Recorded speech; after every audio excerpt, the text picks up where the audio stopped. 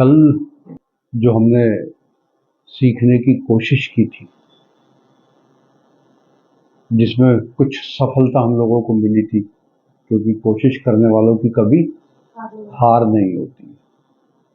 तो जो सफलता मिली थी वो कितनी मिली थी, इसको जांचने का केवल एक और एकमात्र पैमाना मेरे पास है, और वो है कि मैं थोड़ा सा रिव्यू कर लूं, मैं देख लूं झांक कर तुम्हारे दिमाग के उन अंधेरों में जहां शायद कोई सितारा जगमगा रहा हो, टिमटिमा रहा हो, कल के ज्ञान का प्रकाश अभी भी आलोकित हो, प्रदीप्त हो, दिखता हो, जलता हो, कभी बुझता हो, वो समझ में आ जाए मुझे, तो मैं आगे की तैयारियां शुरू करूं। नहीं तो आगे पाठ और पीछे सपाट। तो हम शुरू करेंगे कि कल हमने किया क्या था। कल हमने एक छोटी सी बात से इस कक्षा को नया आयाम देने की कोशिश की थी, और वो छोटी सी बात थी कि यदि कुछ तुम कर रहे हो और तुम्हें कोई रोक रहा है या बता रहा है, तब भी तुम कर रहे हो और करते ही चले जा रहे हो, और एक बार करते हो और वही गलती फिर दोबारा भी करते हो।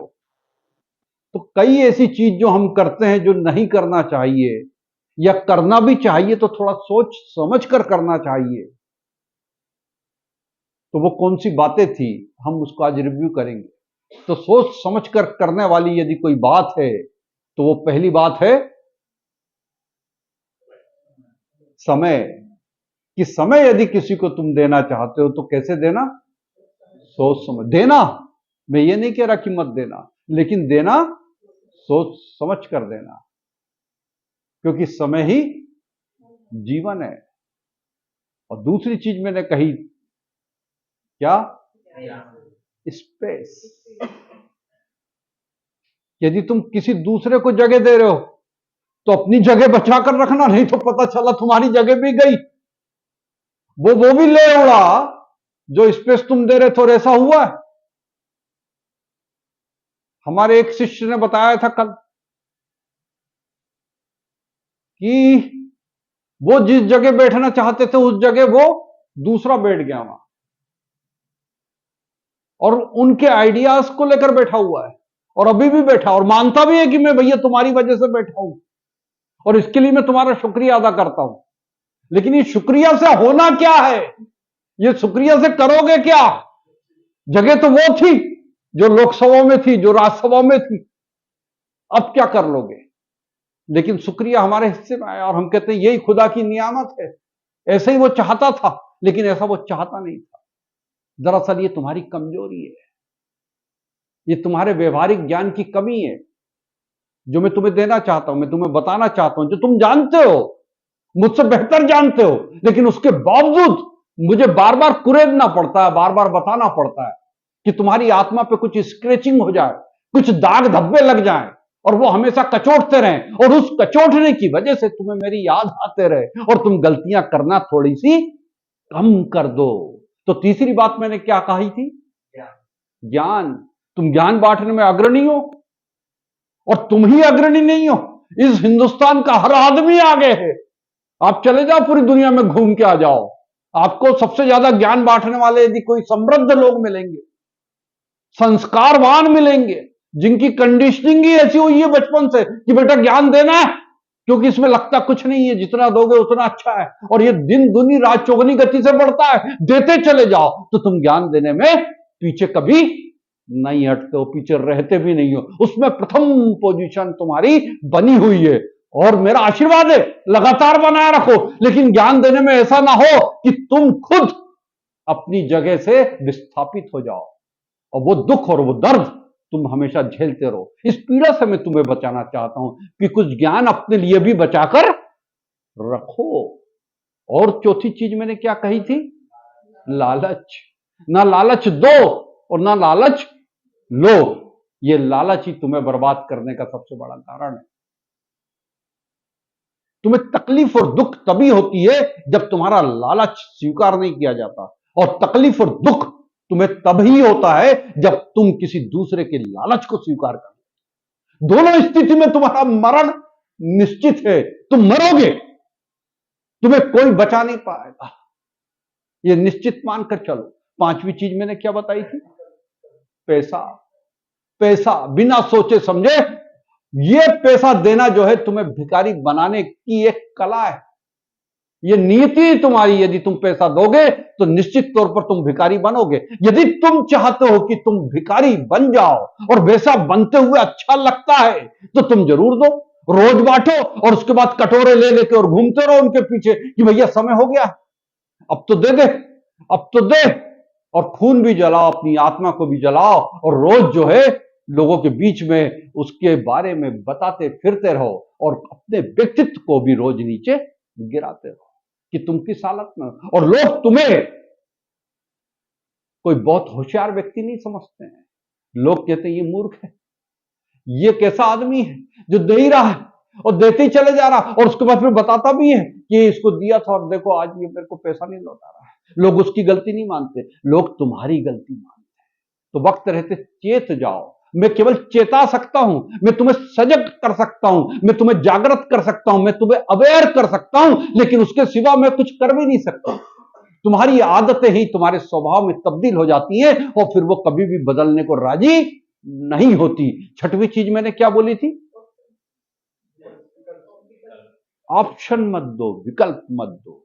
यदि तुम्हें किसी से काम लेना है, यदि आगे बढ़ना है और खुद में यदि बेहतर परफॉर्म करना है, यदि तुम चाहते हो कि तुम ज्यादा इफेक्टिव हो, तुम्हारी एफिशिएंसी बढ़ जाए, तो तुम्हें ऑप्शन की तरफ ध्यान नहीं देना चाहिए, विकल्प की तरफ। जो करना है वो करो, और यदि किसी से काम लेना है तो तुम्हें उसे विकल्प देने से बचना चाहिए। यदि विकल्प दे दिया तो तुम्हारा कभी काम नहीं होगा, ये बिल्कुल निश्चित मानिए। थोड़े कठोर बनना पड़ेगा लेकिन बन जाओ, यही जिंदगी है।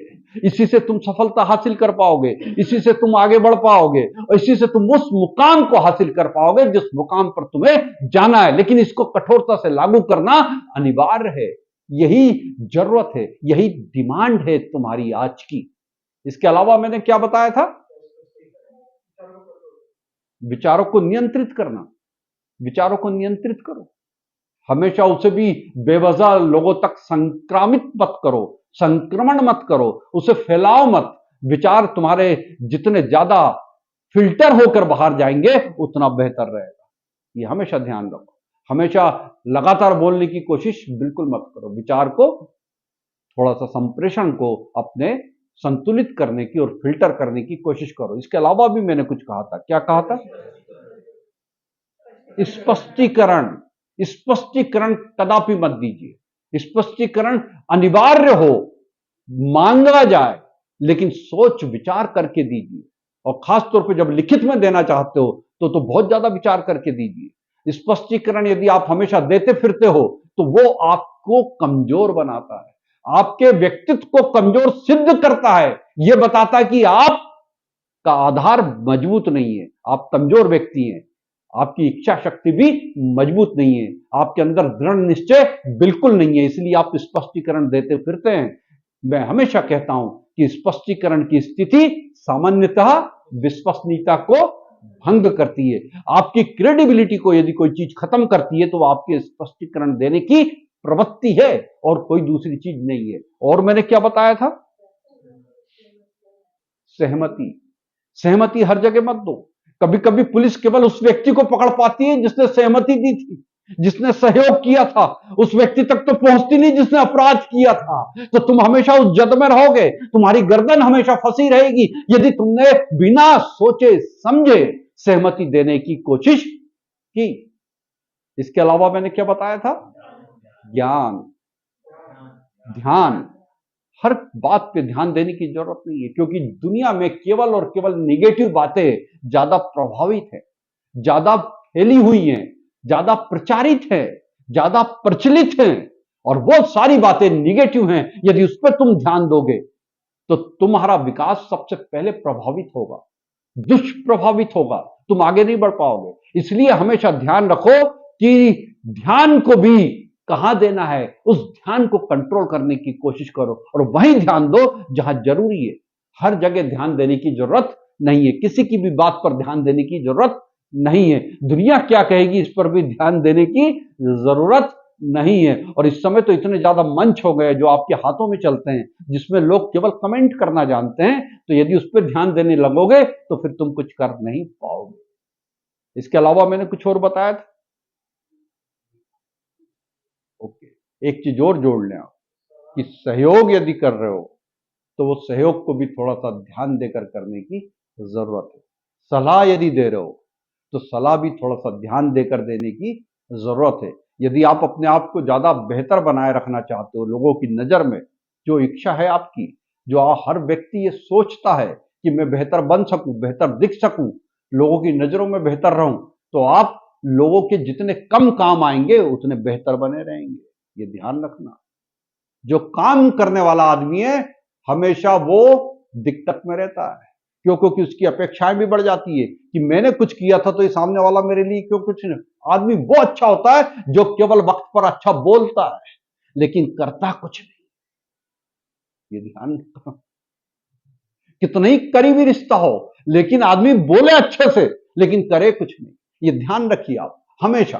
तो सहयोग और इस तरीके की मदद यदि आप बिना सोचे समझे, बिना वजह करने की कोशिश करते हैं, आदत में शुमार कर लेते हैं, तो आज ही रुक जाइए, आज ही उसे स्टॉप कीजिए, आज ही रोक लीजिए और बिना सोचे समझे लोगों की मदद करना बंद कर दीजिए। हां, अच्छा बोलना जारी रखिए, वो आपकी थाती है, वो आपकी पूंजी है, वही आपकी शक्ति है, वही आपकी स्ट्रेंथ है, वही आपको बढ़ाएगी आगे। आपकी मदद आपको आगे नहीं बढ़ाएगी, जो मदद आपने लोगों की है, लेकिन आपने लोगों के बुरे वक्त में उनका केवल अच्छा बोलकर साथ दिया है, वो हमेशा याद रखा जाएगा। ये ध्यान रखना।